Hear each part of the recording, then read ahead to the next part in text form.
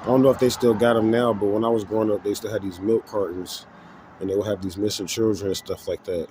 And come to find out, that was all a part of child trafficking and stuff like that too. And there was a lot of money exchanged in that. And even to this day, there's a lot of secrets, and this was kind of keeping the progress of this economics back. Is there's a lot of secrets with child trafficking and things of that nature, and slavery is what I want to point out. And a lot of what we learned in school, I'm talking about '80s children, really, indigos and messiah seeds, was manufacture history to cover up stuff that really happened to us. Believe it or not, yeah. And I had a teacher, man. His name was Mr. Washington, man. He was a really good teacher, right? And he taught us like you should memorize all the African countries. He always said that. He was like, especially for your generation. I'm like, why we got to do this? Like, I don't really care about this stuff. Is so boring. And he was making us learn African history in a European history class.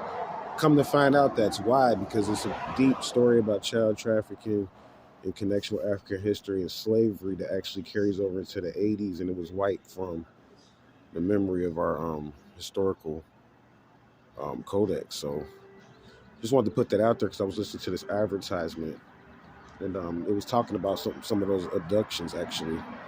So it's still relevant. And it was talking about someone that got abducted back in the '70s, late '70s, which they would still be indigo child because it started in '78 actually. And they were saying that he got abducted or whatever. They never found him, and I'm just putting this out because a lot of it's a think tank, and I'm not going to put it out there, but like because of my birth and what happened with Morocco and some of the stuff I was telling you guys, um, I have access to a lot of those children. They're very rich, and they're being like extorted still. And yeah, they may be missing. Their parents don't know who they is, and and it's all kind of stuff because a lot of times their parents was guilty, sold them into the trafficking, and they don't went on and thought they was dead. And see what I'm saying? So it's like this long rift a lot of times, even when it comes to the parents in this, because it's many parents, because they have alters. This goes into like MK mind control, and like to get the parents to do this, they put them. They'll be up under like CIA mind control and stuff. So they like give them what's called an alter ego. So a lot of times they don't remember the shit. So that makes it even. I mean, literally, you can watch a movie called The Manchurian Candidate. I watched that movie and it talks about that, and it shows you how they like this guy. He was like 50, and his mom was like 90 something. She was putting a spell. He was like the president. And she had an altar on him. He didn't even remember when he was playing president half the time. He didn't even. He really didn't remember. He was like a fully intelligent being. And this is because mind control is a very deep science.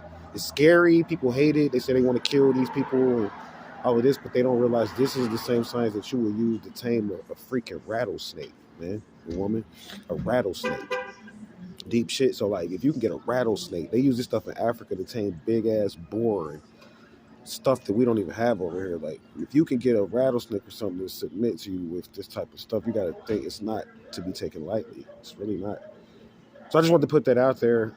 Namaste.